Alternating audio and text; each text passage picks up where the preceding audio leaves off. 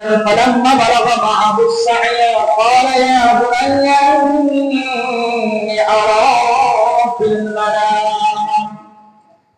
إني أرى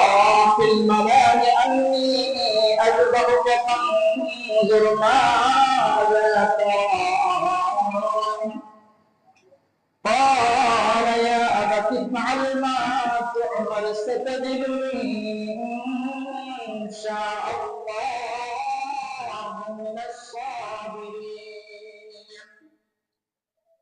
الله تعالى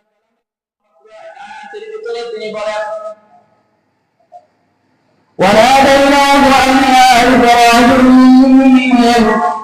قد صدقت الرؤيا إنا كذلك نجزي المحسنين الله رب العالمين أولا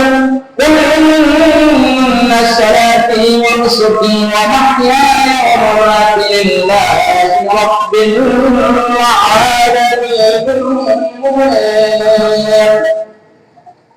الله ربنا لن ينال الله لحومها ولا دماؤها ولكن يناله التقوى منكم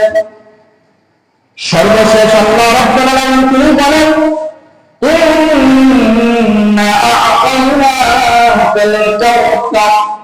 ফাসাল্লি লিরাব্বিকা ওয়ানহার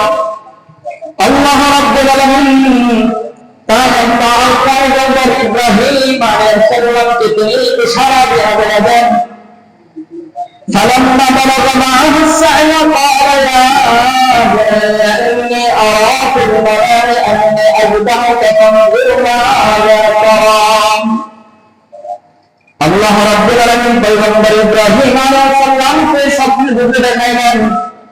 হে আমার দোস্ত খলিল ইব্রাহিম তুমি আমার রাহে তোমার পছন্দের প্রিয় জিনিসটাকে আমি আল্লাহর রাহে কুরবানি দাও আমি আল্লাহর রাস্তায় কুরবানি দাও তাফসীরের কিতাবে আছে ইব্রাহিম আলাইহিস সালাম একবার নয় দুইবার নয় তিনবার 100 করে কুরবানি দিয়েছেন কিন্তু আল্লাহ রাব্বুল আলামিন তাকে আবার স্বপ্নে দেখালেন তোমার প্রিয় যেটা সেটাকে আমি আল্লাহর রাহে কুরবানি দাও ইব্রাহিমকে যখন তিনবার বলা হয়েছে তিনবার 100 করে কুরবানি দেন তারপরে যেহেতু আল্লাহ বলে যে তোমার প্রিয় জিনিসটাকে কুরবানি দাও ইব্রাহিম আলাইহিস সালাম নবী ছিলেন তিনার বুঝতে বাকি রইল না তিনি বুঝতে পেরেছেন আমার প্রিয় জিনিসটা হলো আমার পুত্র ইসমাঈল যাকে আমি ভাগ্যে উপনীত হয়েছে যখন বিদ্যাকালে আল্লাহ রাব্বুল আলামিন আমার পরিচয় পুত্র সন্তানকে আমার ঔরসটাকে কবুল করেছেন সুবহানাল্লাহ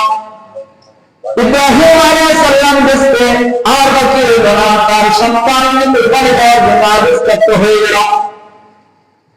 ইব্রাহিম আলাইহিস সালাম তার সন্তান যখন তার সন্তানকে রওনা দিয়ে দিল তার দিকে বলা হয়েছিল আমার সন্তানকে সাজিয়ে দাও আমি ঘুরতে নিয়ে যাব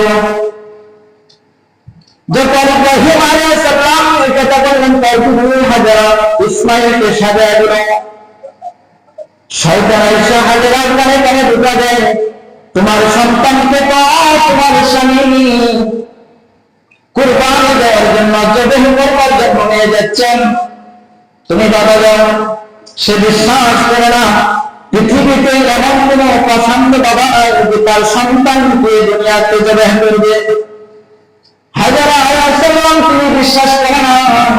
শয়তান ধোঁকা দেয় বারবার তারপরে বিশ্বাস করাতে পারে না যখন বলে ফেলেছে তোমার মাওলা